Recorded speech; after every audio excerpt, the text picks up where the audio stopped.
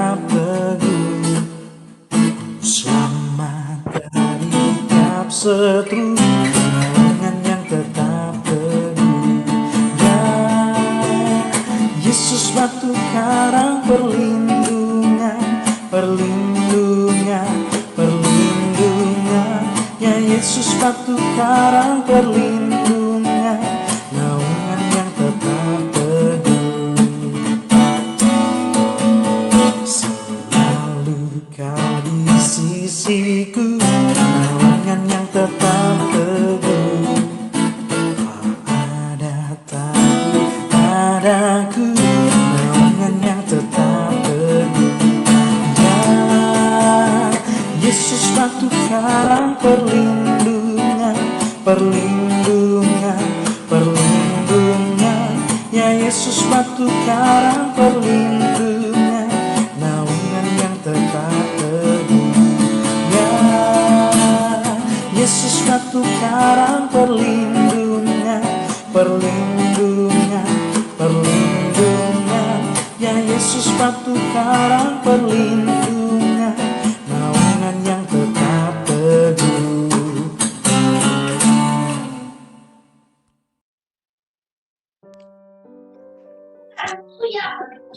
Kita satu di dalam doa. Kita berdoa.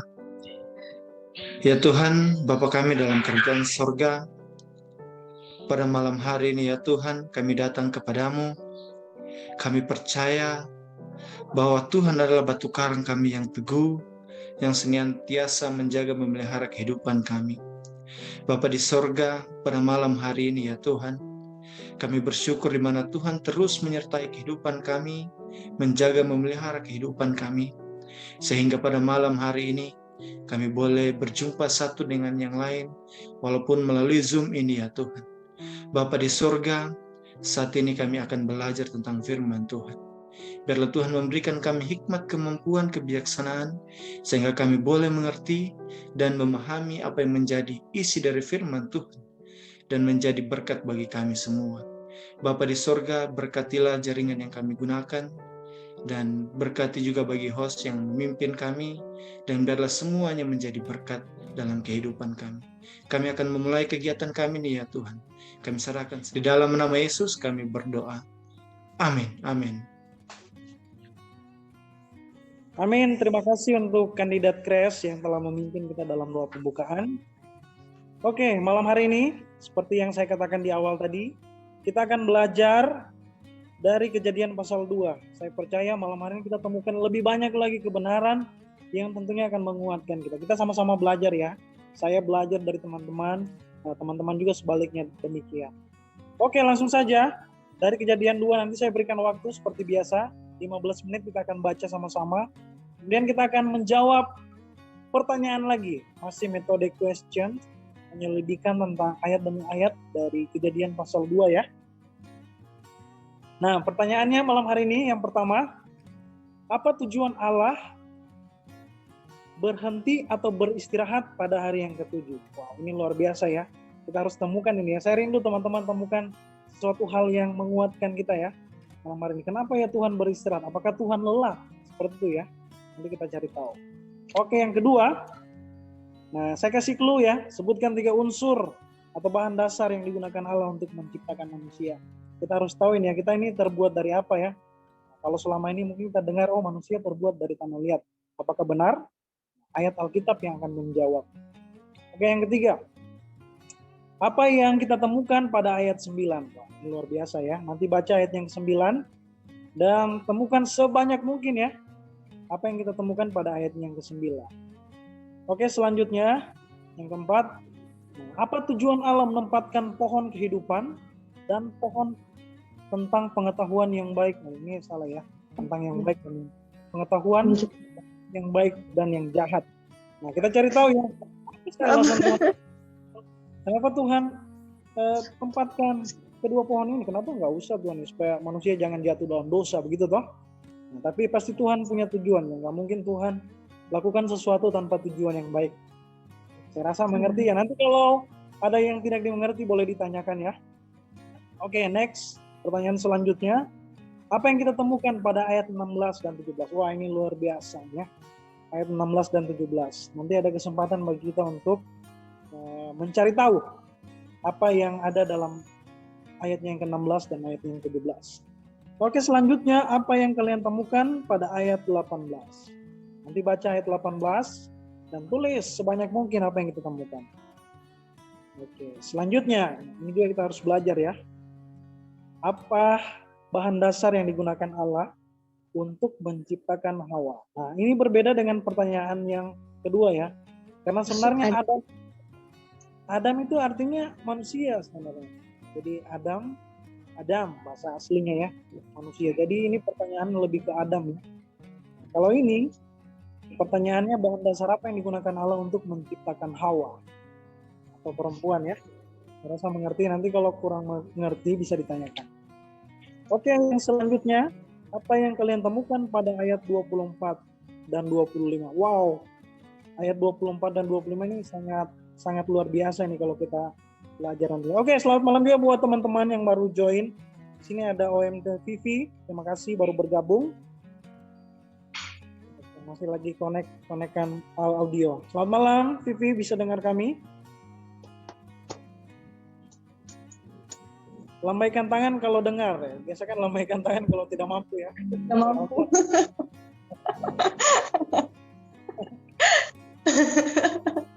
Kita sudah connect ya. Nah, jadi kita punya beberapa pertanyaan ya yang baru join ya. Dari Kejadian pasal 2, nanti ada beberapa pertanyaan ini. Saya sudah jelaskan tadi beberapa, nanti bisa ditanyakan lagi kalau kurang mengerti. Saya beri waktu 15 menit untuk kita mencari tahu jawabannya. Jadi sama-sama kita belajar ya. 15 menit, kemudian nanti kita akan berikan jawaban kita dan kita akan saling mengisi, sharing satu dengan yang lain. Biasa yang jauh lebih penting dari semua yang kita pelajari adalah kita temukan satu hal yang kita aplikasikan dalam kehidupan kita setiap hari. Kejadian 2. Sangat mudah ya. Atau ada pertanyaan? Saya rasa gampang ya. Oke guys, santai saja ya. Mau minum kopi, mau makan gorengan, tapi beli sendiri ya. Santai ya malam hari. Jangan terlalu buat susah ya. Kita artinya enjoy malam hari ini. Belajar Tuhan, santai. Nah, pertanyaan yang pertama. Nah, apa tujuan Allah berhenti atau beristirahat pada hari yang ke-7? Saya mau minta pertama jawab ini. Siapa yang mau jawab pertama? Kandidat tes. Kok saya? Oh, Udah Kak Kres perwakilan. gimana nih? Menurut Tujuan. Kalau menurut saya ya, seperti apa yang saya baca-baca, saya lihat, yang saya mengerti, tujuan Allah berhenti atau beristirahat pada hari yang ke-7 adalah untuk menguduskan hari Sabat itu yang akan diadakan untuk manusia guna meningkatkan kekudusan dan kenyamanannya, atau tidak atau lebih ininya lagi, mengingatkan ya, intinya mengingatkan manusia bahwa Allah saja berhenti pada hari yang ke-7, masa kita tidak gitu? sedangkan ya, Jadi Allah saja berhenti bekerja, masa kita kerja terus ya, tidak berhenti. Begitu maksudnya Pak? iya, begitu maksudnya. Mantap. Terima kasih, Kres. Selanjutnya saya mau dengar suara teman kita dari Medan, Edward. Jawabanku sama dengan Kak Kres dong. Oh, nggak boleh sama-sama. Sama saya tulis ini dong. Aduh, Oh. kemana? Tapi saya mau dengar suaranya Herbert dulu nih. Ayo Kak Herbert bisa. Fighting. Oh, kamu terlempar Herbert. Terlempar dia, jaringan kayaknya. Kalau begitu kakaknya Herbert aja. TV. Jangan dong saya Kak. Kakak ini kayaknya bercanda dengan saya. Oh, bercanda. Katanya tidak ada jawaban. Sudah tapi belum tuntas. Oh, belum tuntas. Oke, siapa yang mau jawab nih? Karuli atau Kak Eci? Cara lah. Oke Kak Saju Kak, saya dulu. Silakan, monggo. Jadi pertanyaannya apa sih itu?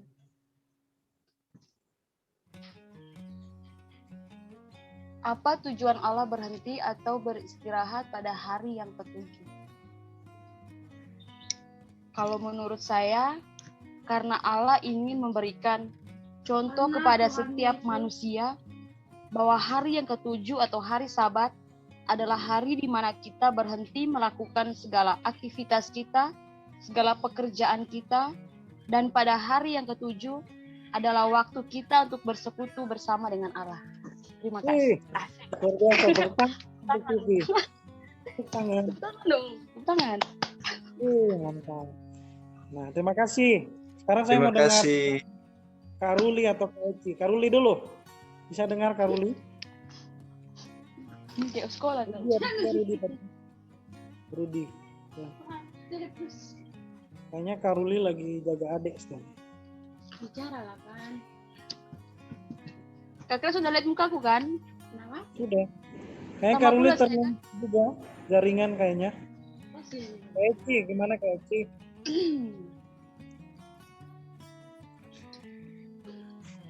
Makan gue. Halo Kak Eci.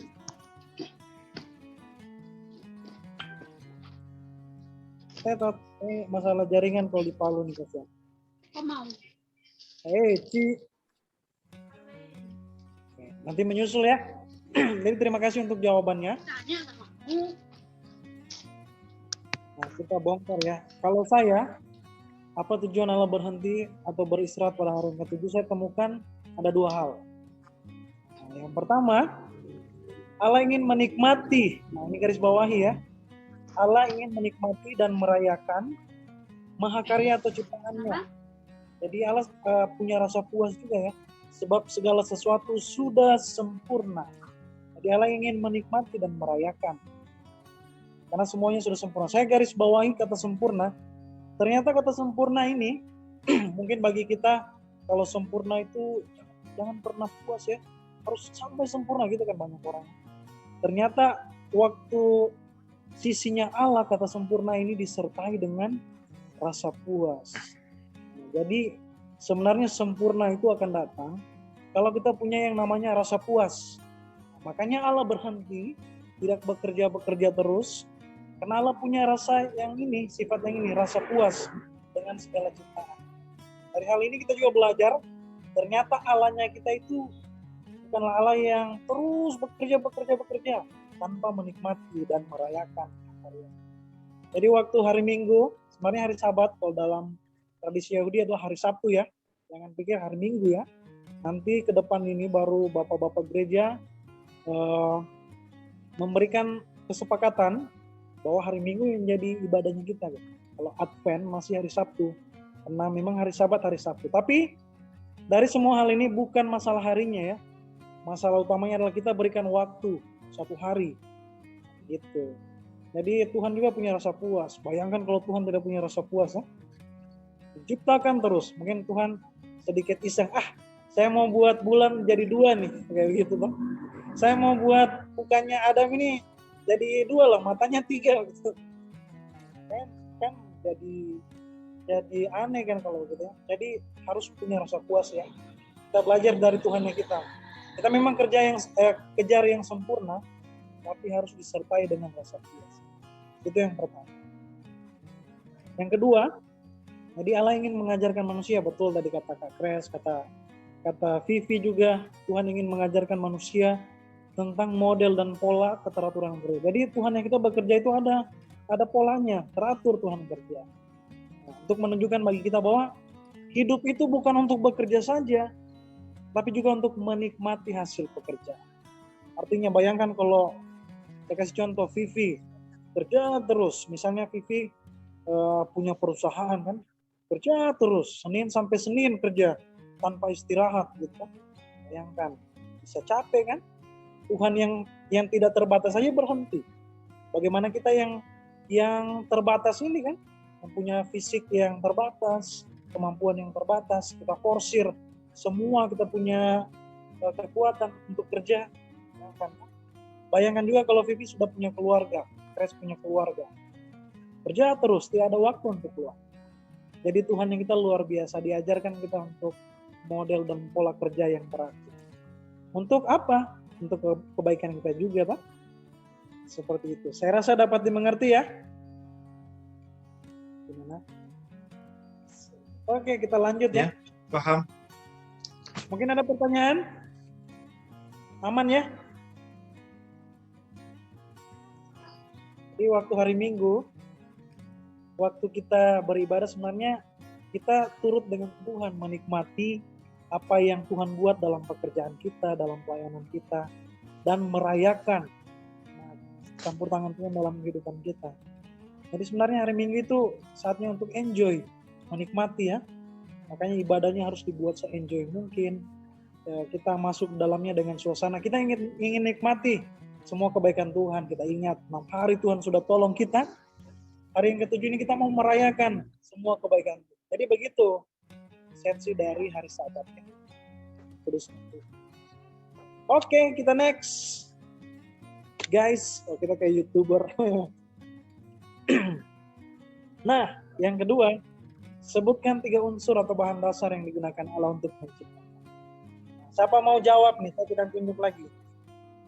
3 ya, saya kasih clue ada 3. Siapa mau jawab nih? Eci nih, aduh. Ini masih masak.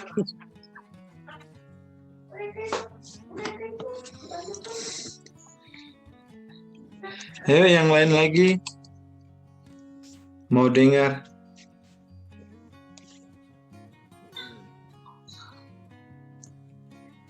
Mana siapa is tadi mana ya? Yang lain kasihan terlempar mereka jaringan.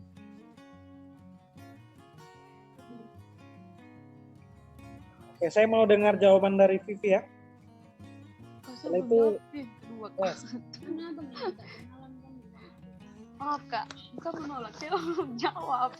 Bagaimana saya dari tadi dipanggil? Ini kan namanya belajar. Jadi tidak apa-apa salah, namanya belajar. Ini gampang. Maksudnya unsur? Jadi maksudnya pertanyaan ini, Tuhan buat kita itu bahannya apa? Nah, satu clue-nya dari debu tanah, clue-nya. Dua lagi. Jadi ada 3 komponen. Jiwa dan roh. Asik. Tulang rusuk.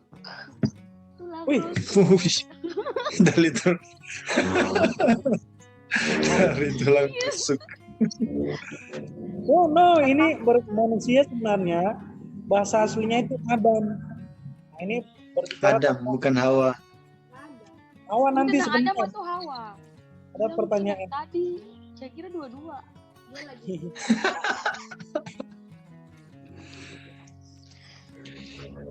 Nah, maksud saya rasa ini kalau apa ya? Ya, yang terkandung dalam tubuh manusia kalau mungkin menurut saya sih dari debu, air, air sama apa ya?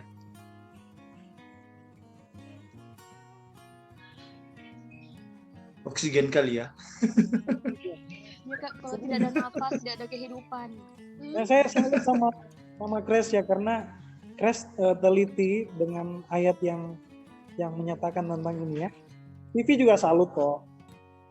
Cuma lagi malu-malu. Dia ingat tulang rusuk terus, ingat jodoh katanya. Jangan tertawa Kak. Karena air, oksigen itu adalah nafas. Nah, betul nih. Iya, Dari kalau debu air tanah. kan Secara hurufiahnya itu ya Kak. Iya betul. Dari debu tanah. Ada yang bilang dari tanah liat ya. Tapi dalam debu tanah. Bahasa aslinya debu tanah. Bukan tanahnya ya, debu. Pernah lihat debu yang berterbangan di kaca biasanya. Nah, itu Tuhan kumpulkan. Nah, waktu datang hujan, nah itu ya harus teliti seperti ya. Ternyata kita ada kandungan airnya untuk membentuk itu. Kan menggunakan air. Jadi kita akan dibentuk jadi manusia kalau ada air. Nah, luar biasanya di perjanjian baru, Yesus bilang dia adalah air hidup.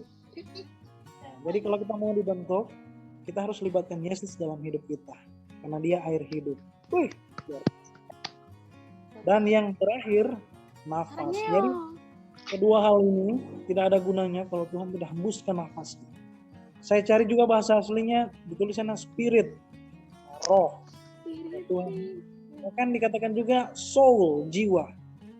Makanya gereja kita setuju kalau manusia itu terdiri dari 3 unsur, tubuh, jiwa, dan roh. Waktu kita meninggal dunia, tubuh jasmani kita ini dari kebutaan ini akan kembali ke asal. Tapi yang namanya roh dan jiwa kita itu akan kembali kepada Bapa di surga. Jiwa kita tahu itu berkaitan dengan emosi, sifat yang ada dalam diri kita, itu akan tetap ada. Dan roh kita, roh yang memberi hidup. Roh yang dari Tuhan. Jadi kita punya hal itu dalam diri kita. Saya rasa ini mudah dimengerti ya. Kak Efraim, Yes. Kak, boleh saya minta tunggu, kan kakak bilang kembali ke asalnya. Maksudnya kembali ke asalnya kemana? Kenapa? bantuan Bapa di surga? Kembali ke asalnya. Terus ke Yes. asalnya ini kemana? Oke, makanya saya jelaskan ya. Nah, kalau debu tanah itu asalnya dari mana? Dari tanah kan? Nah, Dan waktu kembali kita- menjadi debu. Nah, sekarang nafas dan roh itu asalnya dari mana? Dari Tuhan. Makanya saya bilang kembali dulu kepada Tuhan. Nah, jadi kita akan hidup dalam ayat Alkitab, saya lupa ayatnya. Kita akan hidup sama seperti malaikat. Hidup dalam roh. Gitu. Saya boleh tambahkan sedikit, Kak? Boleh, silakan. Sekaligus mungkin bisa menjawab pertanyaan dari Vivi. Oke, lanjut. Menurut saya, Kak, pada dasarnya manusia adalah makhluk rangkap 3. Wih, mantap. Tubuh, jiwa, dan roh. Manusia sejati adalah jiwa dan roh. Itu manusia sejati. Ya. Adalah jiwa dan roh. Yang dianugerahkan langsung dari Allah, tubuh. Itu pembungkus luarnya adalah debu dan akan kembali menjadi debu. Menurut saya mungkin seperti itu, Kak. Betul. Jadi nanti Debu tubuh itu yang adalah bagian pembungkus luarnya. Jadi saya tambahkan Gimana juga. yang memahaminya? Jadi saya tambahkan juga ya. Jadi tubuh yang fana ini akan digantikan dengan tubuh kemuliaan sama seperti tubuhnya Yesus yang bangkit dari kematian. Jadi tembus dinding, tapi bisa makan roti. Gitu dia. Terus tadi kan Kak Kres bilang ada apa namanya? Tadi Kak Kres bilang apa ya itu? Apa? Jawabannya Kak Kres yang ada air. Tadi yang ada Oh iya, air. Ini waktu dibentuk Itu maksudnya secara harfiahnya, ya, jadi secara dijelaskan. biologis. Jadi waktu diciptakan Adam, nah ini komponennya. Setelah itu nanti Tuhan hembuskan nafasnya. Nah, waktu kita meninggal, tubuh yang ini digantikan dengan tubuh kemuliaan sama seperti tubuh Yesus. Bagaimana caranya? Sama seperti di awal caranya. Menggunakan air, tapi bukan air yang jasmani lagi. Air hidup, yaitu Yesus Kristus. Nah, makanya kalau yang percaya sama Tuhan Yesus, saya percaya masuk surga diubah dalam tubuh kemuliaan. Amin. Rohnya tetap ada, kembali kepada Tuhan. Jadi begitu. Sebentar kita bahas tulang rusuk. Kabar ya Vivi? Jangan tulang rusuk dibahas Kak. Belum cukup umur saya soalnya. Oke, saya rasa cukup ya. Kita next ya. Oke, makasih, Kak. Thank you. Oke, Paham. juga kasih tambahan. Nah, ini siapa yang mau jawab nih? Apa yang kalian temukan pada ayatnya yang ke-9?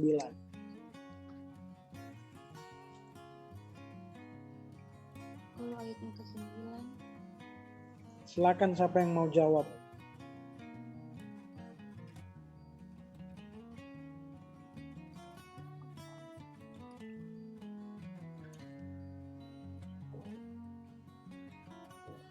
saya mau jawab, cuman kayak susah keluar kata-kata dulu. Jadi tidak apa-apa salah menjawab. Tidak ada yang marah ya. Tidak yang kasih nilai juga. Ini bukan tidak naik kelas juga ya. Tidak. Jadi ini namanya belajar. So belajar yang baik itu belajar dari kesalahan. Apa yang kalian temukan pada ayat 9? Oke. Serah saya temukan berapa hal dari ayat ini. 2 kalau tidak salah ya. Ya, Efraim, saya boleh. Boleh, silakan. Menurut saya pada ayat 9 ada 2 yang bisa kita temukan. Yang pertama itu pohon kehidupan, dan yang kedua pohon pengetahuan yang baik dan yang jahat. Mantap. Itu. Luar biasa kakakku. Ini kakak kandungku, TV. Kami 2 bersaudara. Halo, Kak Eci. Ya, halo. Tadi Kak Kris sudah bilang halo sama saya. Salam kenal. Ini pengantin baru bulan April kemarin baru menikah. Oh, wow, luar biasa. Keren jaketnya. Berbahagia selalu ya Kak. Iya, keren Iya. jaketnya. Kalau kali ini saya sudah ambil jaketnya nih. Tidak muat, Kak. Oh, mood lagi sekarang ya. Oke, terima kasih Kak Eci. Ada yang mau Iya. menambah? Soalnya jaringan di sini, jadi harus matikan video. Kalau Oh, iya, tidak betul. matikan video, jaringan putus. Sip. Ini Aman kok. menarik menembak untuk dimakan buahnya dan pohon kehidupan di tengah-tengah taman itu.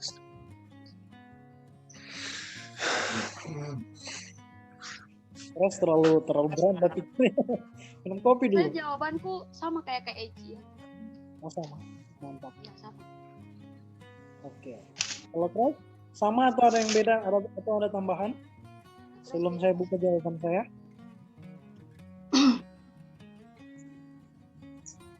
Pas deh angkat tangan. Sama kayaknya.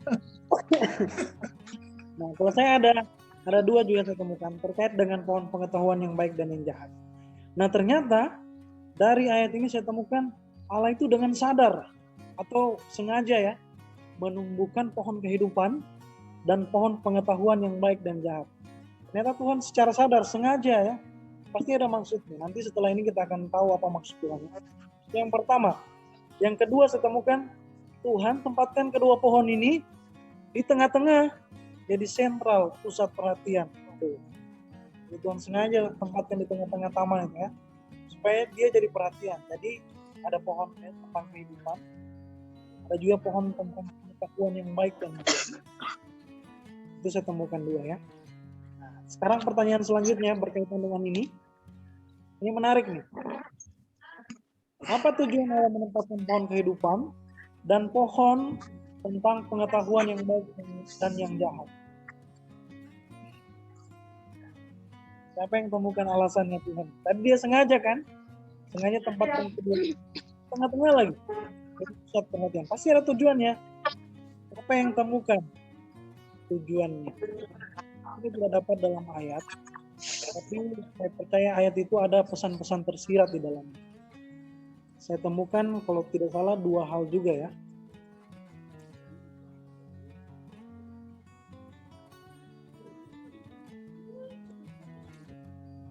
Diet ini. Siapa yang mau menjawab? Masih di ayat yang ke-9 ya.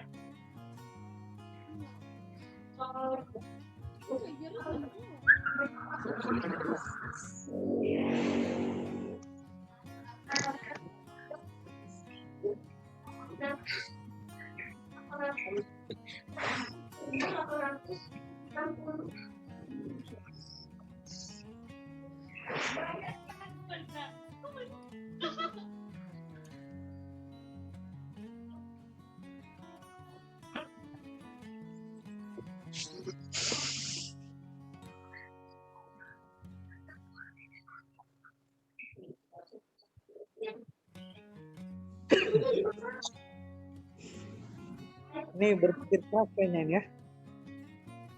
Memang kadang-kadang kita sulit untuk melihat tujuan Tuhan dalam hidup kita juga ya. Bahkan untuk melihat tujuan Tuhan dalam menempatkan pohon saya rasa agak berat juga. Perlu waktu khusus dengan Tuhan menemukan tujuan Tuhan dalam hidup kita.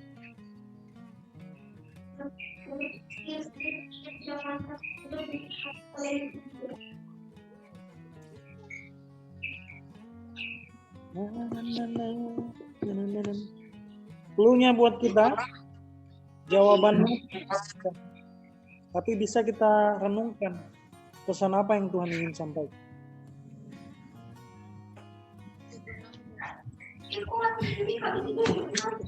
Kayaknya Eh, boleh saya sedikit Kak, mungkin apakah benar atau salah, tapi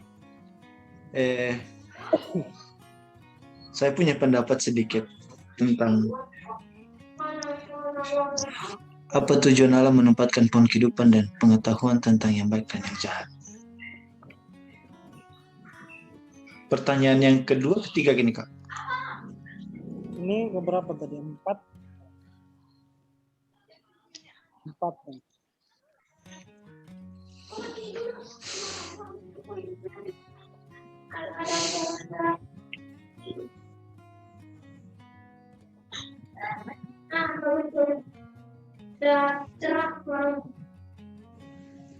Na, na, na, na, na.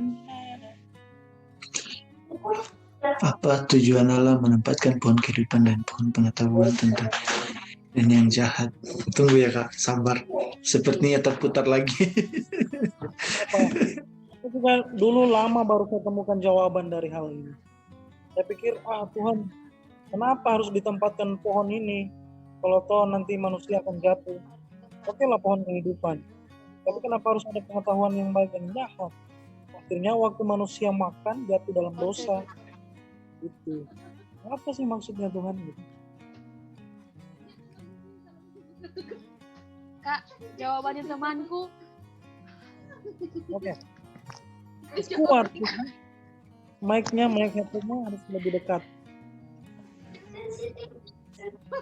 Kan saya tanya temanku begini Kak, apa namanya? Coba pertanyaannya bagaimana? Tujuan Allah menempatkan pohon kehidupan dan Tujuan pohon. Allah.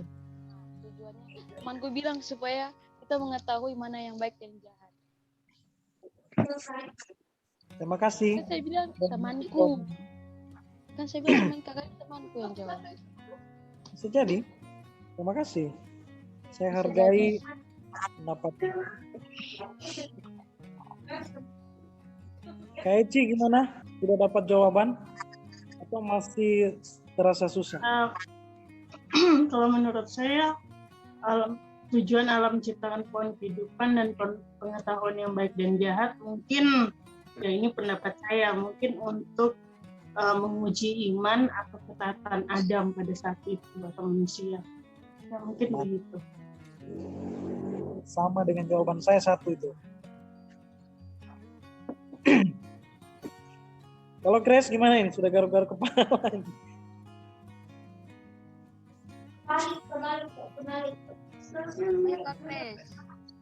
Pas. Oke, kita lihat ya. Karena waktu juga berjalan terus, kita lihat ya. Ini jawaban. Saya ada 2. Nah, saya temukan ini, saya renungkan ini, lama sekali saya renungkan. Nah, ini saya dapat yang pertama. Ternyata tujuan Tuhan menempatkan pohon kehidupan dan pohon pengetahuan yang baik dan yang jahat itu adalah Tuhan ingin memperlihatkan hakikat kehidupan. Artinya gini loh, kehidupan itu seperti ini. Ada sesuatu hal yang memang harus ada dalam kehidupan. Begitu ya hakikat. Jadi ada jalan menuju kehidupan kekal dan ada jalan menuju kematian kekal. Sebenarnya Tuhan, ini kita mau lihat di sini, Tuhan berikan itu namanya free will, kehendak bebas untuk memilih. Hidup itu hanya adalah pilihan. Tuhan tinggal tunjukkan jalan. Ada jalan menuju kehidupan yang kekal dan ada jalan menuju kematian yang kekal. Makanya Tuhan bilang, nanti pasal 3 kita akan belajar ya minggu depan. Kalau kamu makan pohon yang ini tentang pengetahuan yang baik dan yang jahat, kamu akan mati. Dalam nanti sebentar kita akan temukan kenapa Tuhan bilang mati ya. Seperti itu. Itu yang pertama ya. Yang kedua, seperti kata Kak Eci tadi betul. Jadi Tuhan itu ingin uji coba hasil ciptaannya secara khusus manusia. Jadi semua hal yang kita lakukan juga perlu diuji coba. Kan juga dengan Tuhan. Bagaimana nih Adam nih ciptaan saya? Dia mau ikut kehendak saya atau dia lebih ikut kehendak dirinya sendiri? Makanya tidak tidak kaget kalau sampai sekarang Tuhan masih berbuat demikian. Tuhan kasih ujian kehidupan kita untuk kita lebih naik level lagi imannya. Jadi bukan cobaan ya, beda cobaan dan ujian. Kalau ujian itu saya contoh, kalau kita di sekolah dulu, biasa kan ada ujian kan? Ujian, jadi kita belajar, kita persiapkan ujian nasional nih. Tujuannya apa? Supaya kita naik kelas. Demikian juga dengan Tuhan. Cuma bedanya Tuhan, ujiannya itu tiba-tiba. Jadi setiap hari harus persiapan. Supaya waktu Tuhan kasih ujian kita sudah siap. Gitu. Jadi saya rasa ini menolong kita juga ya, tujuan sama Tuhan. Jadi Tuhan tidak hanya sekedar saja atau asal-asalan saja menempatkan kedua pohon ini. Ada tujuan yang mulia di dalamnya. Tuhan ingin perlihatkan kita, oh gini kehidupan lo. Kalau kamu pilih ini, hidup kekal. Tapi kalau kamu pilih yang ini, kamu akan menerima yang namanya kematian kekal. Wow, luar biasa. Dalam sekali Tuhan ya. Memberikan kedua hal ini. Ya, mungkin ada pertanyaan, silakan. Saya boleh sedikit menyambung. Menurut saya, dari apa yang saya selidiki dari ayat ini adalah Tuhan itu seperti jawabannya kakak tadi, Tuhan itu menguji Adam, menguji ketaatannya. Apakah dia akan bergantung pada pohon kehidupan itu dan mendengarkan apa yang dilarang oleh Tuhan. Dan tentunya dia telah melanggarnya, Adam telah melanggar dan memakan buahnya dan tetap hidup. Pada saat itu Adam memakan itu dia tidak mati, tapi dia tetap hidup. Dan di sini menurut saya itu adalah kehidupan bahwa pada masa penciptaan Adam itu adalah perintah pada saat itu yang diperintahkan oleh Allah kepada Adam. Tetapi yang kita harus sadari bahwa sekarang ini Kristuslah yang menjadi pohon kehidupan bagi kita. Setiap umat manusia yang percaya dan menjadi roti hidup bagi kita. Mungkin kita bisa juga baca dalam Wahyu 2 atau tidak di ini juga Yohanes 6 ayat 48 dan 53. Bahwa pohon kehidupan itu mengingatkan kita kepada Allah, bagaimana kemahakuasaan Allah untuk menciptakan pohon kehidupan itu. Tetapi setelah itu Allah menguji ketaatan manusia, Adam, dan pada akhirnya Adam tidak kuat dengan ujian itu dan memakannya, tetapi dia tetap hidup dan tidak mati. Di sini kita menyadari bahwa kehidupan kita sekarang ini, yang kita harus sadari bahwa Kristus adalah Yesus yang kita sembah sekarang ini adalah pohon kehidupan bagi kita. Mungkin begitu, Kak. Mohon maaf kalau mungkin berbelit-belit ya. Oke, terima kasih Kres sudah kasihkan tambahannya. Nah, nanti sebentar dari apa yang ditambahkan oleh Kres, kita akan temukan ya. Kan Tuhan bilang waktu kamu makan buah yang pengetahuan tentang yang baik dan jahat, kau akan mati. Tapi kenyataannya Adam tidak mati ya. Nah, bagaimana itu ya? Itu jadi pertanyaan. Sebentar kita akan temukan. Saya belum mau bongkar di sini ya. Tapi saya rasa kita mengerti tentang tujuan Tuhan dulu semua. Saya rasa kita semua mengerti ya. Apa Vivi ada pertanyaan terkait ini? Aman? Oke, Kak Eci gimana, aman? Iya, lanjut. Lanjut ya. Jadi ini tujuan Tuhan ya, ada dua ya.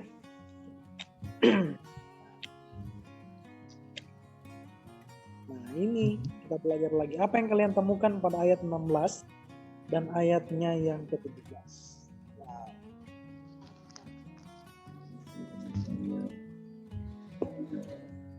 Saya kasih waktu 2 menit untuk jawabannya ya, 2 menit. Saya kasih waktu ya, karena saya mau lihat di luar dulu nggak lama ya. Oke.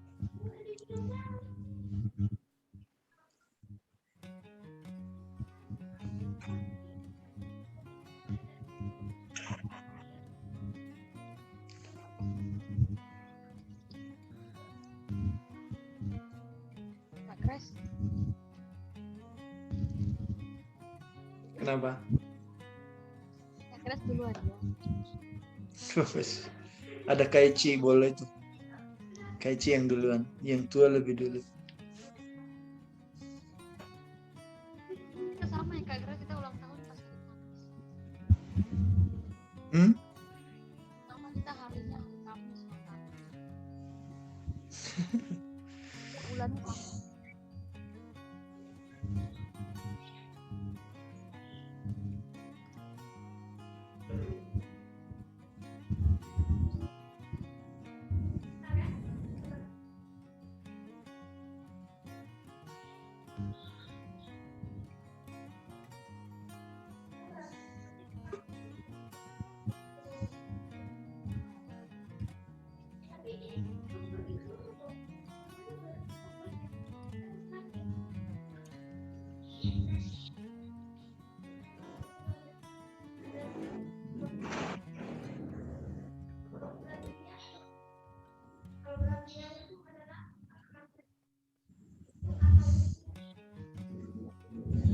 Oke.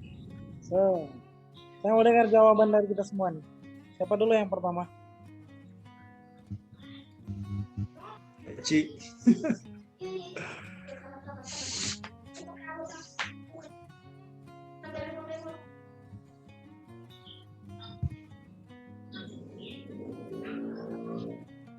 Saya temukan dua ya.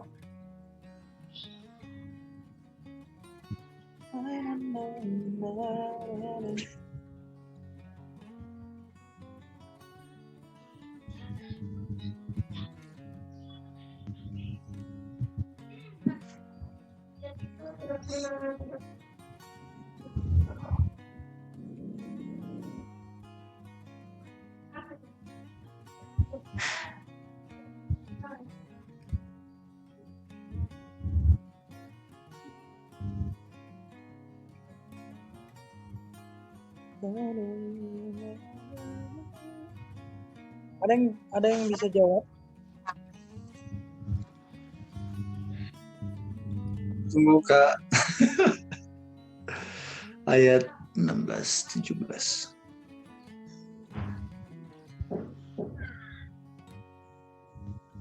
Terserah apa yang kalian temukan. Jadi berdasarkan pemikiran kalian. Waktu saya baca ayat 16 dan 17, oh ini yang saya dapatkan.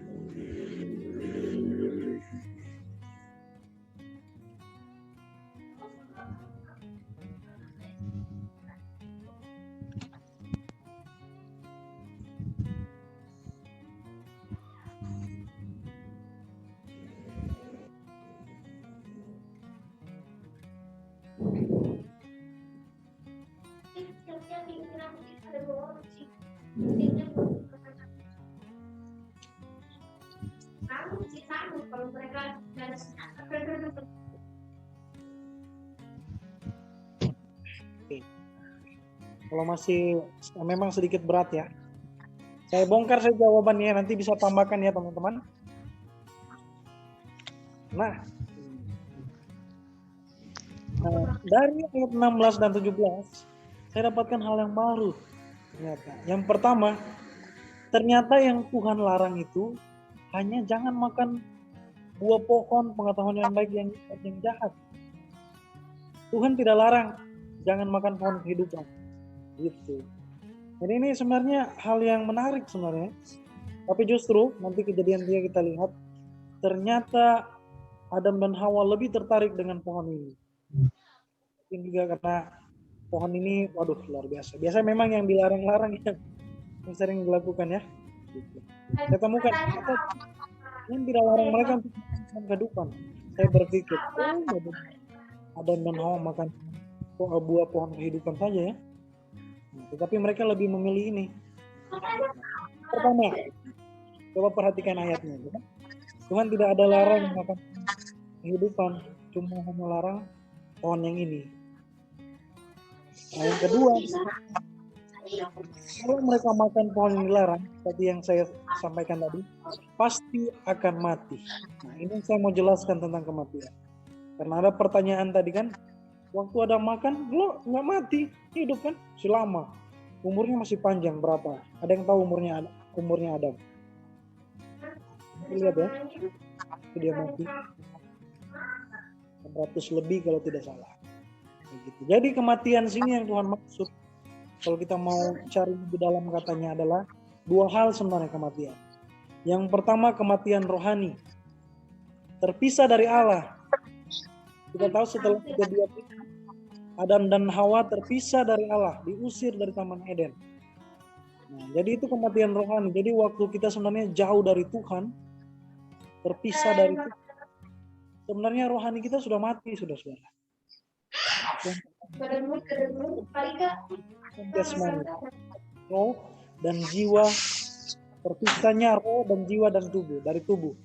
Pass away, is dead, anak muda bilang sekarang. Nah, ya, dua kematian itu akan dihadapi oleh Adam dan Hawa. Dan buktinya, semakin mereka tua, semakin berkurang kekuatan. Dan pada satu titik mereka meninggalkan dunia ini. Tapi puji Tuhan, ini kabar baik yang saya mau sampaikan kepada kita semua. Puji Tuhan, anugerah besar melalui Yesus Kristus. Dia yang ambil alih hukumannya, kematian. Karena waktu Yesus mau jadi manusia, dia hadapi kematian rohani, terpisah dari Allah. Dan untuk menekankan lagi tentang kematian itu, di Taman Getsemani lah bukti. Yesus menangis di situ. Bahkan di kayu salib dia bilang, Eli Eli lama sabatani, ya Allahku mengapa engkau meninggalkan aku. Jadi Tuhan Yesusnya kita mengalami yang namanya kematian ini, terpisah dari Allah. Allah seolah-olah meninggalkan dia. Wow, sedihnya. Bahkan di Taman Getsemani, Yesus sampai meneteskan air mata yang bercampur dengan darah. Kalau kita belajar secara medis, itu adalah suatu penyakit yang saya lupa nama penyakit.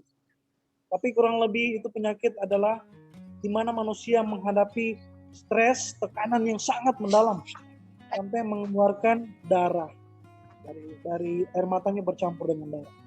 Oh, luar biasa. Menurut seorang dokter itu bertahannya tidak cukup lama. Tapi puji Tuhan, Yesus kita adalah Yesus yang sanggup untuk tanggung semua beban kita. Yang mestinya saya, Kres, Vivi, Kak Eci yang menghadapi yang namanya kematian kekal itu. Terpisah pertama dari Allah. Dan yang kedua, Yesus juga tanggung semua itu. Dia harus mati di kayu salib. Tapi puji Tuhan, dalam maut, Yesus kalahkan mati. Bahkan dia bangkit pada hari yang makanya saya bilang anugerah terbesar itu. Yesus gantikan posisi kita. Sebenarnya Vivi yang digantung di salib, saya yang digantung di salib. Jangan ketawa Vivi. Tapi bersyukur sama Tuhan. Tuhan yang gantikan kita. Jadi kematian itu yang Allah maksudkan adalah kematian rohani, terpisah dari Allah, kita hilang kemuliaan Allah. Kemudian kematian jasmani, terpisahnya roh dan jiwa dari tubuh. Semua manusia sekarang kalau kita kuat 70 tahun meninggal. Bahkan ada yang masuk 30 tahun sudah meninggal. Saya rasa sangat menolong ya. Mungkin ada pertanyaan di bagian ini, saya persilakan. Sama sih Kak jawabannya. Kedua. Ada pertanyaan kayaknya ini. Kurang keras suaranya tapi. Mic-nya ya. Di cerita itu tidak ada perempuan disalib, Pak. Kenapa? Di cerita itu tidak ada perempuan disalib. Di mana? Cerita mana tuh? Kak bilang, Vivi disalib padahal sebenarnya saya. Sebenarnya Kak Kres. Tapi sebenarnya Kok saya tidak begitu? Jadi maksud saya sebenarnya yang harus terima hukuman itu kita sebenarnya. Tetapi Yesus yang ambil di kayu salib. Gitu. Jadi semuanya Yang kita menanggung semua dosa kita itu Tuhan Yesus. Seharusnya kita semua ini yang disalib. Bayangkan berapa juta manusia, 200 juta lebih manusia di Indonesia yang harus disalibkan. kita yang nyanyikan lagunya Armada. Tahu lagunya Armada? Harusnya aku yang disalib. Begitu. Tapi Tuhan gantikan kita. Itu maksudnya. Jadi bukan berbicara perempuan kiri kanan, bukan itu. Artinya semua manusia sebenarnya. Karena dosa turunan tadi ya, dari Adam dan Hawa menyebabkan kita semuanya harus menerima yang namanya kematian, maut. Karena upah dosa adalah maut, tapi Tuhan yang gantikan kita, tukar posisi sebenarnya. Makanya saya sering bilang begini, apa yang kita tabur, ini dalam hal dosa ya, apa yang kita tabur, Tuhan Yesus yang tuai di kayu salib. Dan apa yang Tuhan tabur, Tuhan Yesus tabur di kayu salib, kita yang tuai pengampunan. Wah, luar biasa Tuhannya kita ya. Saya rasa dapat menjawab ya, Vivi.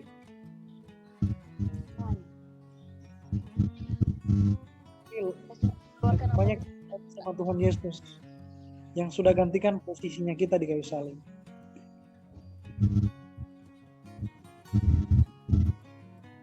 Saya rasa cukup ya di bagian ini ya. Kita lanjut. Lanjut, gimana? Ya, kan saya boleh tambahkan. Ya, silakan. Kita cuma mau simpulkan saja, berarti pada ayat ke-16 ini ada larangan Tuhan, dan yang kedua ada ancaman kematian bagi Adam. Gitu ya. Saya kurang dengar jelas. Oh ya. Oke, saya ulangi lagi. Kalau saya berarti kalau bisa disimpulkan pada Kejadian 2 ayat 16 dan 17 ini ada dua hal di situ yang saya temukan. Berarti yang pertama itu ada larangan Tuhan, dan yang kedua ada ancaman kematian bagi Adam. Mungkin seperti itu. Betul sekali. Jadi Tuhan kasih warning lah, peringatan buat mereka. Kalau kamu makan ini pohon pengetahuan yang baik dan yang jahat ini, kamu akan mati. Saya katakan di awal tadi, ada hakikat kehidupan. Tuhan kasihkan kita kebebasan untuk memilih, mau pilih yang mana. Sayangnya, Adam dan Hawa lebih memilih yang membawa pada kematian. Kalau mereka makan buah tentang buah kehidupan kan, pohon tentang buah kehidupan. Apa harus memilih yang ini? Karena ada campur tangan iblis juga di dalam. Jadi iblis begitu, dia arahkan kita pada hal-hal yang justru membuat kita susah gitu. Kalau depan-depan ada yang baik, pohon tentang kehidupan, nggak dimakan. Mereka lebih memilih pohon tentang pengetahuan yang baik dan yang jahat. Mereka jatuh dalam dosa, dan Tuhan larang mereka makan buah pohon tentang kehidupan. Kenapa? Karena Tuhan tidak inginkan mereka hidup selamanya dalam keadaan yang sudah berdosa. Tapi puji Tuhan, waktu kita kenal Tuhan Yesus, percaya Tuhan Yesus, suatu hari kelak kita akan masuk dalam kerajaan sorga, kita akan memakan dari buah pohon kehidupan. Wahyu bilang air kehidupan. Kita akan hidup selama-lamanya dalam keadaan tubuh yang tidak berdosa lagi. Itu maksudnya. Makanya Tuhan larang mereka makan buah pohon tentang kehidupan, karena Tuhan tidak ingin kita hidup selamanya sebagai orang yang telah jatuh dalam dosa, kehilangan kemuliaan Tuhan. Saya rasa mengerti ya, aman ya? Boleh Kak? Oke, silakan. Sedikit. Kalau bagi saya sih apa yang dari dua ayat ini adalah pohon pengetahuan tentang yang baik dan yang jahat itu bukanlah suatu pohon. Kalau saya berpikir secara logika, Tuhan larang itu berarti pohon itu memiliki suatu kekuatan, ada magis di dalam. Tapi ternyata kan di situ tidak. Tetapi yang dimaksudkan di sini adalah bahwa pohon pengetahuan tentang yang baik dan yang jahat itu suatu ujian ketaatan dan kepercayaan. Itu yang mungkin yang saya pahami. Bagaimana kita taat kepada perintah Tuhan dan percaya kepada Tuhan.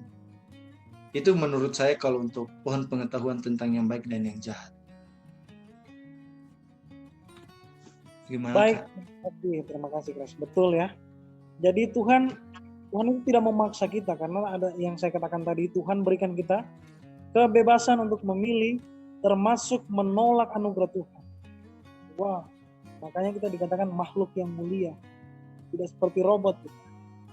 Jadi sampai sekarang ini juga pun Tuhan tidak ada yang namanya paksa memaksa. Tuhan hanya bekerja melalui Roh Kudus. Tuhan mengingatkan kita, menunjukkan jalan yang baik, menunjukkan juga ini jalan yang jahat. Kita yang tentukan hidup kita. Hidup itu pilihan.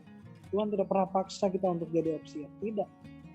Tuhan tidak pernah paksa kita untuk jangan berbuat dosa. Tuhan hanya ingatkan kita. Kebebasan mutlak ada di kita. Termasuk jodoh juga. Sebentar kita bahas nih jodoh ya. Vivi sudah geleng-geleng kepala. Terasa cukup ya. Kita semua mengerti. Jadi Tuhan Ini larang. Kak, Oke. Lanjut. apa namanya? Saya sih belum dengar juga sih. Samar-samar begitu pengertianku tentang kematian rohani dan jasmani ini. Banyak orang biasa kan berpikir bahwa kematian rohani itu hanya sekedar karena tidak beribadah, karena tidak pergi ke gereja atau tidak aktif dalam gereja begitu. Dan kematian jasmani itu yang seperti apa? Kan ada 3 yang saya pelajari sih. Yang saya lihat-lihat dari sini adalah kematian rohani, kematian jasmani, dan kematian kekal. Jadi yang maksudnya saya terlalu bukan mungkin terlalu sempit pikiran saya sih Kak. Kematian rohani itu yang seperti apa yang sebenarnya begitu. Mungkin secara luasnya seperti apa. Begitu juga jasmani dan kekal itu.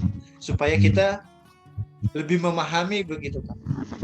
Supaya jangan hanya kita dengarkan saja nanti kematian rohani, kematian jasmani, kematian kekal. Tapi kita tidak tahu seperti apa inti dari 3 hal tersebut. Pengertian dari 3 hal tersebut. Mungkin itu Kak pertanyaan dari saya. Terima kasih ya. Jadi Ya. tentang kematian rohani, mungkin ada dengar, ini kalau jarang ibadah di gereja ya. Berarti rohaninya lagi turun nih, lagi mati rohaninya gitu. Biasa orang itu. Jauh lagi, lebih dalam lagi. Contoh anak kecil. Anak bungsu pernah baca kan anak bungsu. Katakan apa yang diambil oleh anak bungsu memisahkan diri dan hanya adalah kematian rohani. Karena kenapa? Yesus bilang, akulah jalan, kebenaran dan hidup. Dan siapa datang kepadaku? Selanjutnya apa? Dia tidak akan mati tapi hidup. Itu berbicara tentang kematian rohani. Nah, jadi terpisah dari Allah itu adalah, jadi hidupnya kita ini, kita tidak kenal lagi yang namanya Tuhan. Serasa Tuhan kayak tidak ada begitu dalam hidup. Kita menganggap sepele firman Tuhan, bisa jadi. Kalau jarang beribadah itu sudah bisa jadi kayak isu-isu kalau kita sudah mau mati rohaninya. Jadi tidak punya rasa lapar dan haus lagi dengan kebenaran firman Tuhan. Nah, semakin jauh kita daripada Tuhan, terpisah daripada Tuhan, rohani kita kan. Begitu maksudnya ayatnya. Nah, tapi ada yang lebih dalam lagi. Pernah dengar Tuhan yang meninggalkan kita? Wow, itu lebih dalam lagi. 2 kali terjadi hal itu. Yang pertama di Taman Eden, waktu Tuhan usir mereka, Tuhan ingin berpisah dari mereka, diusir. Itu kematian rohani. Yang kedua, Yesus bilang, Tuhan kenapa kau tinggalkan aku? Eli lama sabatan. Itu lebih dalam lagi. Tuhan yang tinggalkan kita. Jadi kematian rohani ada 2 juga ternyata. 1, kita yang tinggalkan Tuhan. 2, Tuhan yang tinggalkan kita. Tapi semua sudah selesai. Tuhan tidak akan tinggalkan kita lagi. Ini kematian yang pertama. Karena kenapa? Tuhan sudah gantikan kita di kayu salib. Makanya pas selesai yang Tuhan ucapkan itu, jadi selesai semua yang namanya kematian rohani. Tuhan tinggalkan kita. Tinggal 1 sekarang kematian rohani. Kita yang tinggalkan Tuhan. Kita tinggalkan jam-jam berdoa. Kita tinggalkan jam-jam ibadah. kita tinggalkan jam-jam baca firman Tuhan, kita tinggalkan jam-jam pertemuan, persekutuan, itu kematian rohani. Nah, kalau kita tidak diingatkan dengan hal itu, bahaya. Kita punya kesempatan seumur hidup, memang kita punya kesempatan untuk kembali kepada Tuhan. Tapi siapa yang tahu hidup kita? Bisa jadi kita besok mati, belum sempat kembali kepada Tuhan. Itu yang bahaya.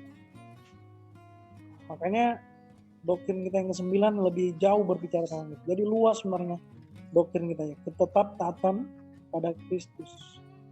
Masuk ini meninggalkan Tuhan. Hati-hati ya.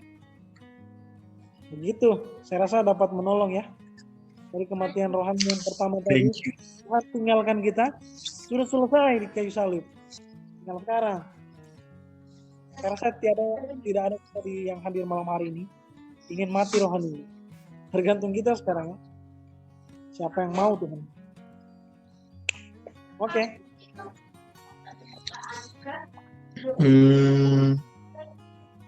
Mungkin panjang pertanyaan. Kenapa enggak? Justru itu waktu kita untuk belajar. Supaya jangan kita salah menafsirkan ayat, salah memahami tentang firman Tuhan. Gitu. Begini Kak, kan tuh biasa, ini pengalaman kan. Saya tuh kalau beribadah di kampung itu di Lindu, di Langko. Papa saya tuh kan kadang ibadah, kadang tidak. Yang aktif itu mama saya. Jadi kami itu pergi beribadah. Karena yang duluan pasti mama saya, kemudian saya. Setelah itu tidak tahu apakah yang lain mengikut atau tidak dalam rumah itu. Nah, ada satu hamba Tuhan mengatakan, orang yang beribadah karena pemahaman secara umum, yang sekarang ini yang dipahami oleh orang-orang, masyarakat, jemaat-jemaat yang mungkin tidak mendalami. Orang yang tidak beribadah itu biasa mereka katakan kafir. Apakah itu bisa seperti itu?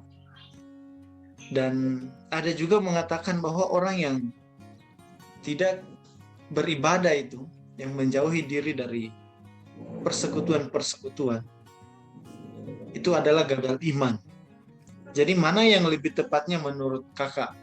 Apakah kita harus pantas mengatakan kepada orang itu kafir karena tidak beribadah, jauh dari Tuhan, menghindari Tuhan, atau gagal iman? Saya mengerti dengan pertanyaannya. Sebelum saya jawab itu, saya ingin jelaskan dulu.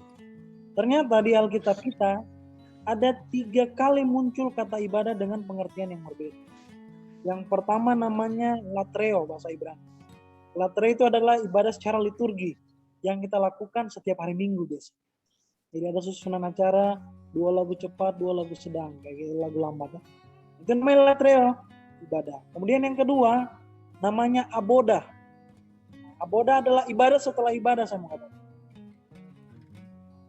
Di Alkitab muncul kata aboda juga, yaitu mengunjungi yatim piatu, memberi bantuan kepada janda-janda kayak gitu kan. Janda yang tua, jangan janda yang muda, mengunjungi mereka.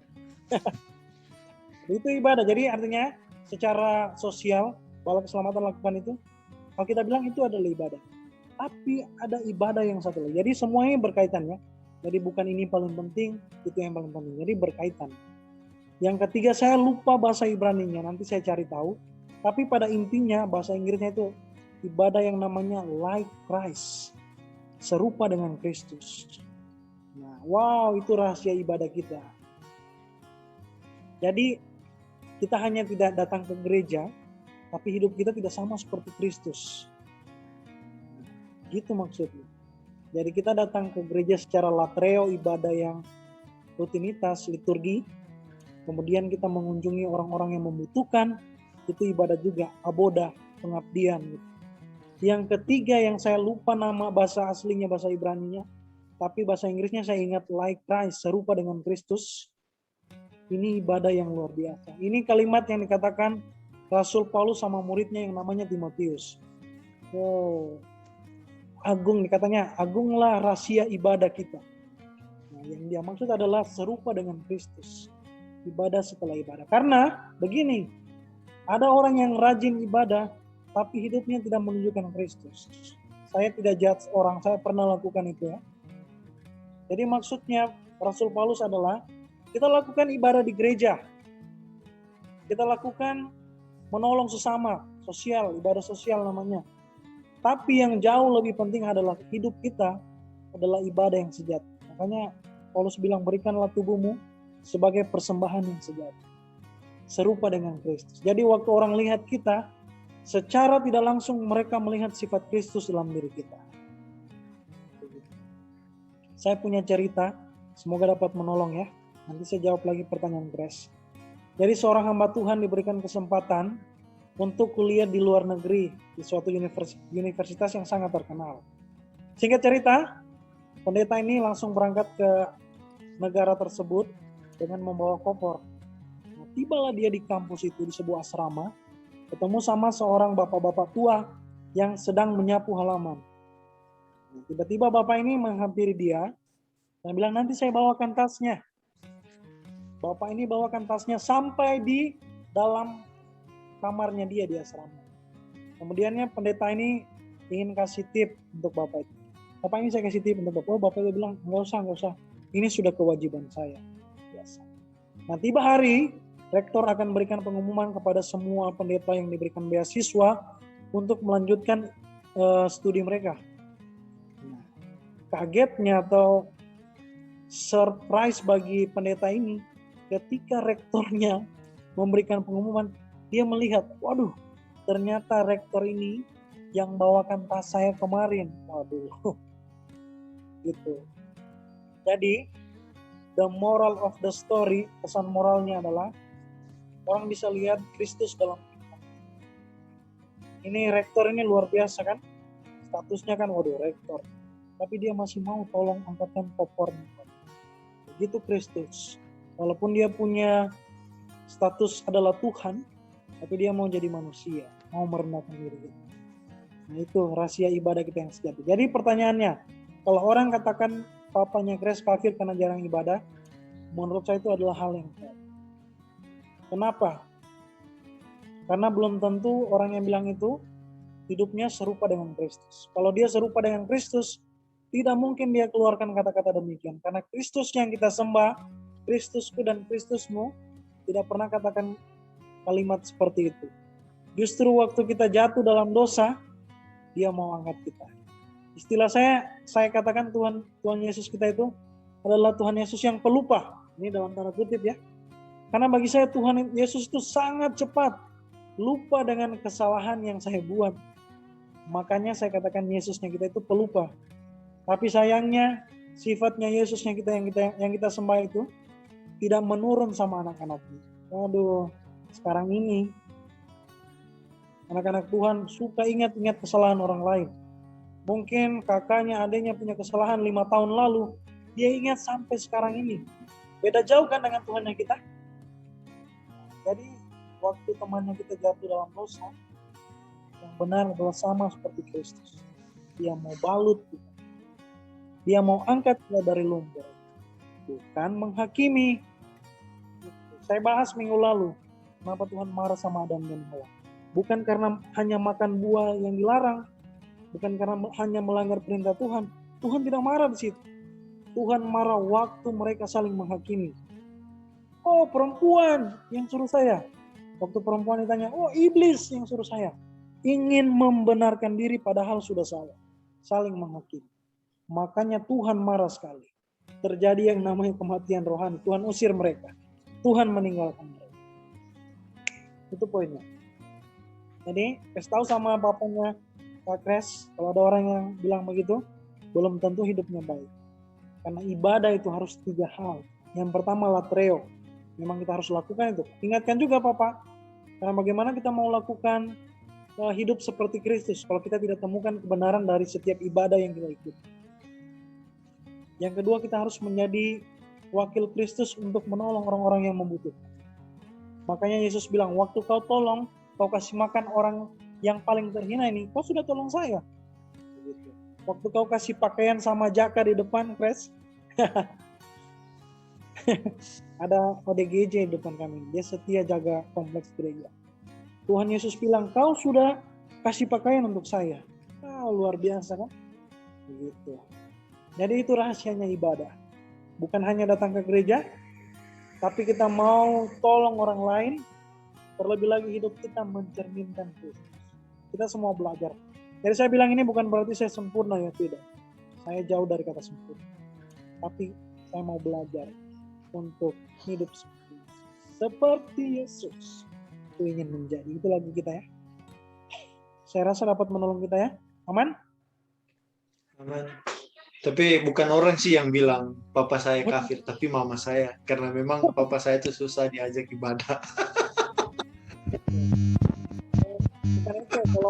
Jadi kadang saya juga bilang sama mama, tidak pantas ya kalau dibilang kafir. Mungkin gagal iman saja karena tidak ibadah. Oke, terima kasih kejawabannya, sangat membantu dan saya paham. Lanjut ya. Terima kasih. Oke, lanjut. Lama ya satu poin. Apa? Jangan belajar. Yang penting kita tidak. Gilirannya Vivi lagi bertanya. Oh iya, harus Vivi nih. Apa yang kalian temukan? Jangan diam-diam aja. Ayat 18.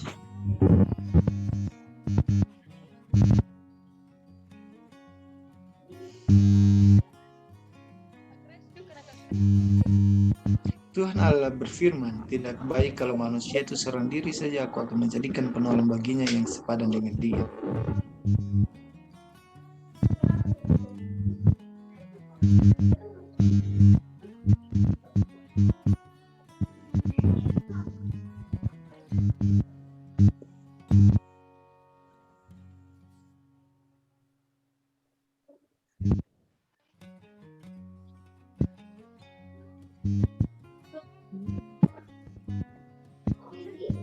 Gimana Vivi? Dapatkan? Terus yang susah-susah. Menurut Vivi aja.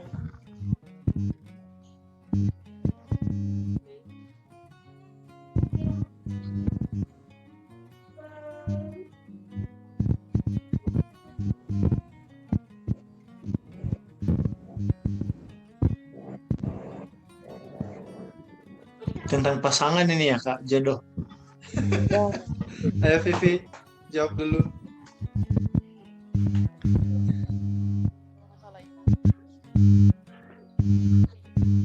Vivi headsetnya bunyi-bunyi. Di laptop atau HP mungkin tidak bermasalah.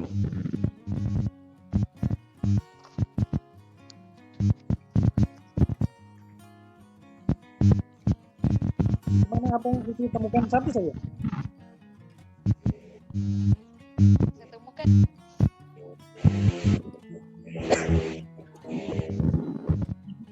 Lihat teman-teman. Jadi sebenarnya malam hari ini banyak yang hadir karena ada teman.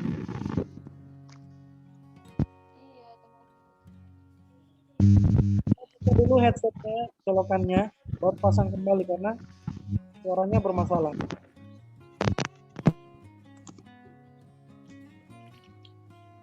Siapa ya? Oke, tetapkan mic. Jelas? Sudah jelas Kak? Sip, mantap. Tadi terlepas dia. Iya mungkin. Nah, setelah Vivi ke Eci ya.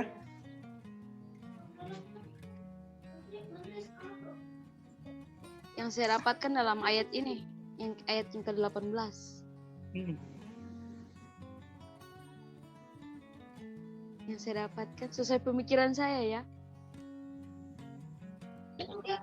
Karena manusia tidak baik kalau hanya berjalan sendiri.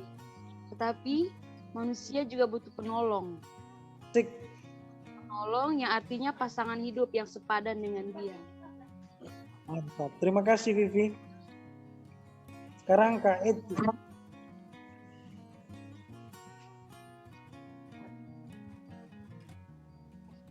Ya, halo. apa yang kami temukan pada ayat 18. Kalau menurut saya yang hal yang saya temukan dalam ayat 18 itu Allah ingin menciptakan seorang penolong yang sepadan. Terima kasih. Tes gimana?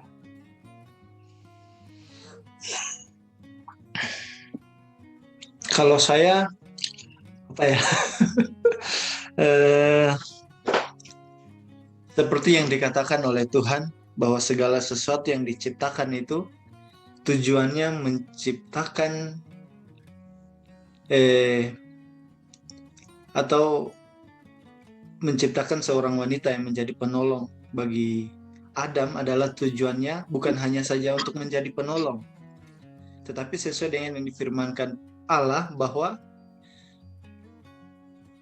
tujuan Allah itu menciptakan supaya tidak mungkin kalau Adam sendiri itu dia bisa berkembang. Dari mana dia bisa ini kan? Pasti dia butuh pasangan, butuh penolong untuk bisa beranak cucu. Kan Tuhan sudah bilang, beranak cuculah dan penuhilah bumi. Mungkin itu, Kak. Bintang di langit kan? Ya, boleh saya tambahkan yang mungkin Crash di ayat mungkin untuk diketahui juga di ayat 18 tuh Tuhan belum menyebutkan. Dia cuma bilang seorang penolong yang sepadan. Dia belum sebutkan di situ wanita atau pria, belum disebutkan. Memang sih, tapi yang saya pahami karena kita tahu kan dari semua pembacaan itu kan Tuhan sudah berfirman bahwa tujuan dia ciptakan penolong itu, wanita itu, bahwa tujuannya untuk itu. Tidak mungkin Tuhan menciptakan sesuatu hal tanpa tujuan yang pasti. Kan tidak mungkin hanya menjadi penolong. Kalau hanya menjadi penolong, mungkin sampai saat ini hanya mereka berdua. Tidak ada kita ini. Begitu. Jadi itu tujuannya menurut saya. Mantap. Langsung saja kita lihat jawabannya. Nah, ini ada 3. Yang pertama, ini kita bisa lihat Mantap. tujuan juga Allah menciptakan ini manusia. Manusia diciptakan Allah untuk bersekutu dan berteman ternyata. Karena Tuhan bilang tidak baik kalau manusia ini hidup seorang diri. Artinya begitu, manusia hanya dapat menikmati hidup apabila dia dapat berbagi kasih, kepercayaan, dan pengabdian dengan sesama. Makanya kita adalah umat Tuhan yang bersekutu. Makanya kalau orang tidak suka bersekutu, hilang hakikat manusia dalam diri. Dia jadi selfish. Kayak gitu kan? Nah, itu yang pertama. Yang kedua, tidak baik hidup sendiri, guys. Saya tulis ya. Ini lebih ke persekutuan ya. Bukan tentang berkeluarga dari kata ini. Kalau saya lihat ya, tidak baik kalau manusia itu hidup sendiri, guys. Ini berbicara tentang persekutuan. Harus ada teman bicara gitu. Tuhan kita juga Tuhan yang bersekutu. Waktu dia ciptakan dia bilang, mari kita ciptakan, kata kita kan, jamak tritunggal. Nah yang ketiga, yang sepadan dengan laki-laki adalah perempuan sebenarnya. Ini dalam hal berkeluarga ya. Nanti kita temukan, mungkin memang tidak dituliskan seperti kata Keici dia itu. Tapi kan konteks dekatnya nanti kita lihat ayat selanjutnya. Perempuan yang sepadan ya, bukan laki-laki ya, dalam hal berkeluarga. Harus diingat itu. Bukan Adam dan Jono ya, Adam dan Hawa. Begitu. Itu yang saya temukan. Saya rasa ini tidak terlalu susah untuk didapatkan ya. Saya rasa mengerti semua. Jadi itu yang kita temukan. Oke, next.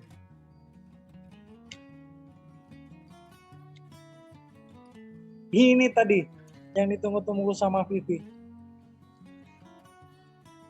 Apa bahan dasar yang digunakan Allah untuk menciptakan? Langsung saja, Vivi.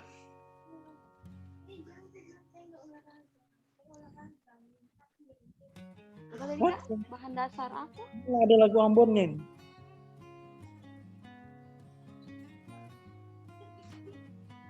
Mungkin Allah yang terlahir Vivi sudah dijawab di awal tadi masih berpikir lagi. Salah lagi nanti. Tidak konsisten dengan jawabannya. Daripada Vivi nanti jadi ada ubannya karena terlalu berpikir. Langsung saja ya. Wow. Tulang dan daging. Kenapa? Nanti bisa lihat ayat selanjutnya. Ada Adam bilang begini. Ini adalah tulang dari tulangku dan daging dari daging. Kalau bahasa aslinya itu sela. Dalam bahasa Indonesia artinya sisi sebenarnya. Jadi ada beberapa pendeta bilang ternyata bukan hanya tulang rusuk. Jadi semua sisinya kita ini, sebagian ini, diambil Tuhan untuk menciptakan Hawa. Nah, tapi setelah saya teliti, ternyata mereka lupakan satu kata di sebelumnya. Jadi dikatakan salah satu dari sisi sela kan. Jadi salah satu dari bagian sisi kita. Jadi salah satu saja. Makanya Lembaga Alkitab Indonesia menerjemahkan kata sela adalah rusuk. Karena kata tadi salah satu. Tapi kenapa saya tulis tulang dan daging? Nah, contohnya saya waktu kita ambil tulangnya sapi lah, pasti ada daging yang melekat kan? Tidak mungkin hanya tulang. Di tulang rusuk benar, tapi ada daging. Makanya Adam bilang, inilah tulang dari tulangku dan daging dari daging. Dan yang kedua, jangan sampai lupa, tidak akan bisa hidup kalau tidak ada nafas dan roh atau roh dari Allah. Tidak dituliskan, tapi di waktu Tuhan ciptakan Adam, manusia, Tuhan hembuskan nafas. Saya percaya juga dihembuskan juga sama. Bagaimana mau hidup kalau tidak ada nafas kan? Nah tapi yang jadi permasalahan, Vivi jangan dulu tutup video ini, permasalahan besar ini. Iya, Kak. Saya mau katakan lagu Ambon yang bilang, kalau yang terlahir bukan dari tulang rusuk beta. Saya mau yakinkan. Memang bukan dari tulang rusuknya. Ya. Ini ya, dengar ini ya. Perhatikan karena ini kejadiannya waktu di Taman Eden menciptakan Hawa. Nah sekarang yang ciptakan istrinya, misalnya istrinya Kres nanti siapa? Masih diambil dari tulang rusuk waktu Kres tidur? Tidak kan? Dari hasil hubungan papa dan mamanya. Jadi salah lagu itu. Tidak Alkitabiah lagi. Dalam konteks Alkitab. Ya kan kalau yang 3 istrinya, 3 tulang rusuknya hilang patah. Enggak kan? Kalau 10 berarti 10 semuanya ya. Berarti sudah tidak ada tulang. Nah, gitu. Mati no. Kalau sudah ada tulang Tidak rusuk. mati, Kak. Meleyot dia punya badan. Mati. Meleyot itu artinya dia puntang-punting dan dia punya badan gitu. Sedangkan satu aja keluar sakit, apalagi 10 mati. Jadi Laki-laki tidak yang ada mati. lagi, tidak ada lagi yang namanya jodoh di tangan Tuhan ya. Jadi bukan Usaha Tuhan dong. yang dicarikan kau jodoh, tidak. Tuhan ingat konteks kita tadi. Tuhan sediakan jalan. Ini wanita yang bagus ini, kayak pohon kehidupan istilahnya. Pohon kehidupan, Wanita pohon yang kematian. kurang baik. Kau tinggal mau pilih yang mana? Yang membawamu dalam kehidupan yang kekal atau yang membawamu dalam kematian yang kekal? Pilih. Makanya saya pilih titik-titik, jangan disebutkan namanya. Nanti Jo, kalau dia Mana tingkat 2 rahasia kan, Kak? rahasia. Privasi. Ada pertanyaan? Jangan lagi dilanjutkan itu. Viral nanti. Viral nanti, Jangan. viral. Punya netizen. Nah, ada pertanyaan dari hal ini? Aman ya? Katanya titik-titik itu apa? Nah, jangan lagi. Kayak Eci kayaknya tadi ingin jawab tuh. Kayak Eci. Atau ada yang ditanyakan? Aman? Aman. Next. Mungkin Kak Eci lagi sibuk ya. Jadi nanti kalau ada yang menikah, inilah tulang rusuk dari Kristianto. Langsung bantah Kres ya. Oh, jangan, itu dari papa mamanya sudah. Kecuali Hawa. Benar Tidak. tidak? Oh, itu zaman purbakala, zaman now sudah tidak. Ya, kalau mengenai hal ini saya kayaknya no comment karena saya sudah Sudah ada ada pasangan selain kami bertiga ya. Enggak so ada. dapat apa yang punya tulang rusuk sudah bersatu. Jadi no comment. Haleluya. Haleluya. 14. Sudah terpenuhi firman Tuhan, beranak cuculah. Amin. Amin. Selanjutnya Tinggal Kak Kres. Apa Tinggal sih tunggu. sudah itu aja? Oke, next ya. Kalau Oke. Kres dan Vivi sudah nikah atau belum? Hah? Ada Tunangan, hadir Kak. lajang. Lajang sejati. Ya semoga untuk Kres semoga cepat dapat tulang rusuknya. Terbalik. Haleluya. Amin. Terbalik ya. Moga-moga Jangan, lihat pakai tulang pasti rusuk lagi. itu adalah doa saya aminkan. Adam dan Hawa itu. Maksudnya semoga cepat dapat tulang rusuknya yang hilang. Makasih Kak. Dan saya usahakan cari di mana. Kak Eci doakan saya juga. Harus Iya, beli. Vivi juga. Berarti Vivi juga tulang rusuk sedang mencari yang punya tulang rusuk kan saling melengkapi. Sudah ada lah luka, cuma gagal. Oh, gagal ya. Jauh banget berarti, lalu Kak Kres. berarti bukan proses tulang bukan rusuk lalu. berarti bukan yang punya tulang rusuk. Iyo, tidak Dia cuma cocok. Mungkin pinjam. panjang atau pendek gimana atau mungkin lalu Iya. tulang rusuknya itu. Cuma ku pinjam lalu tulang rusuknya. Ku kembalikan ulang. Dikembalikan ulang. Ya, Berarti ku tidak kembalikan. cocok. Ya ada tulang rusuk sekarang. Makasih Kak doanya. Pasti dapat jodoh. Oke, kita next Kak ya. Kres ini masalah. Ya next. Yang terakhir nih. Ini luar biasa ini. Apa yang kalian temukan pada ayat 24 dan 25? Baca dulu, langsung jawab. The last ini ya, the last.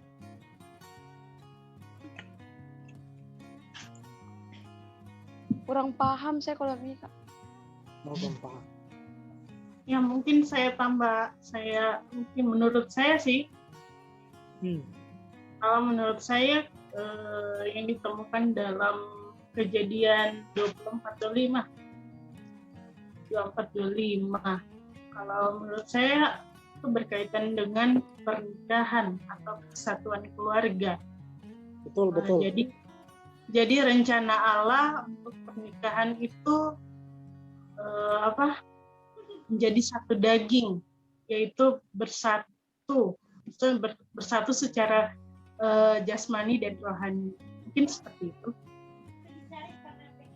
Kres, silakan Kres. Yang saya pahami di sini Kak, pada pembacaan ini bahwa Allah menciptakan mereka, mempersatukan mereka, bukan untuk dipisahkan. Maksudnya satu tetap satu, tidak boleh ada yang lain lagi di antara itu. Dan kemudian hubungan itu harus kudus, menjaga kekudusan. Itu kenapa mereka dipersatukan. Karena melambangkan kekudusan Allah, mempersatukan mereka. Mungkin itu Kak. Vivi ada tambahan? Langsung saja ya. Semua jawaban benar, saya diberkati dengan jawaban teman-teman. Tapi saya jawab dari sisi yang berbeda. Nih, ini yang saya temukan. Jadi yang saya temukan adalah tutorial yang benar untuk membangun sebuah keluarga atau menikah. Jadi ada tutorialnya dari Tuhan. Oh, berarti saya Alkitabiah tadi Kak. Terlalu ini. saya bawa enjoy.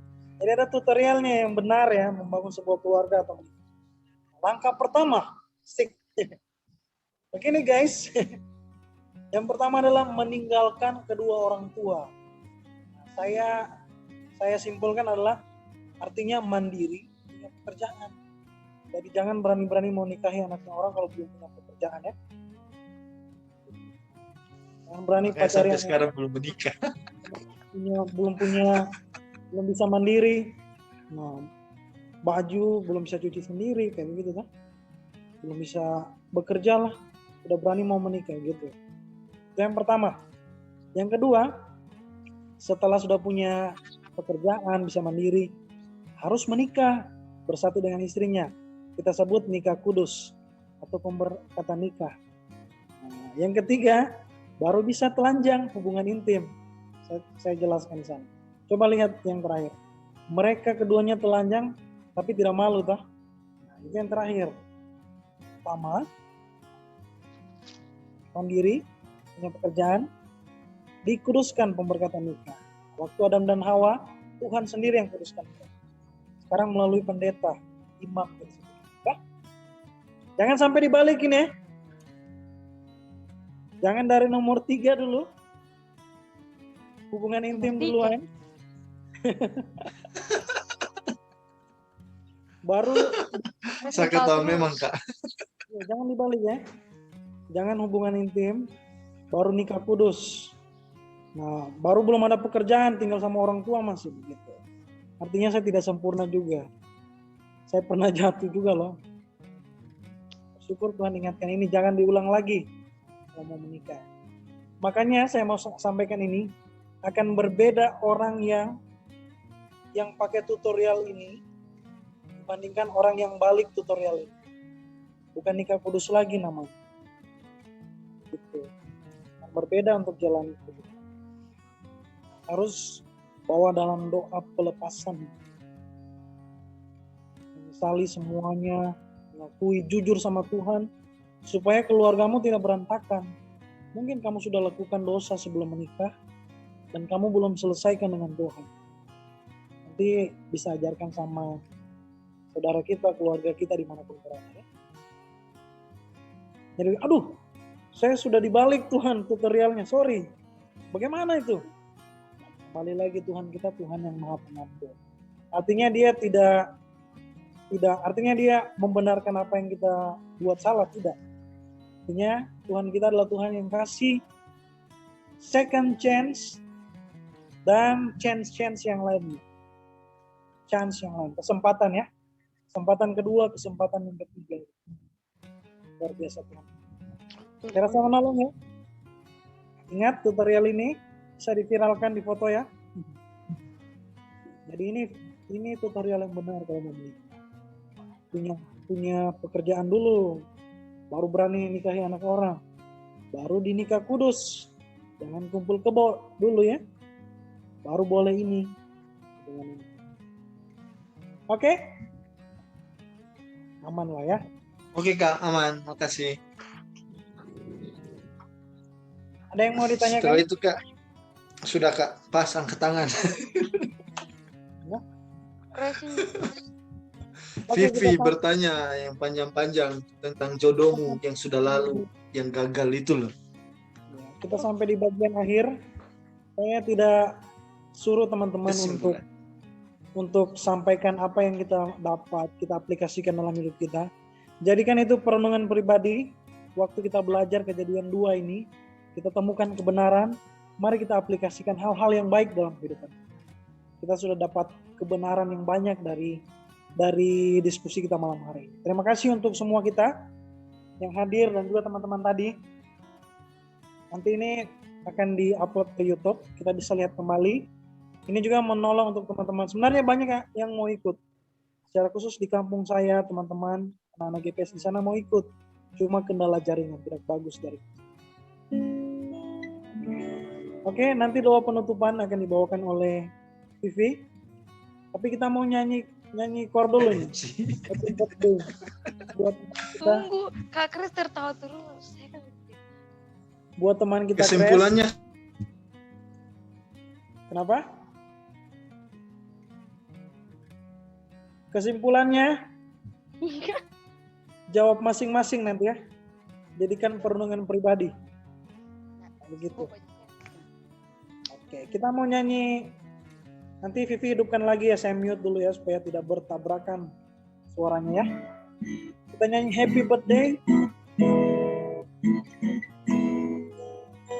Pertama-tama mulia. Pertama-tama mulia, selamatkan karunia-Nya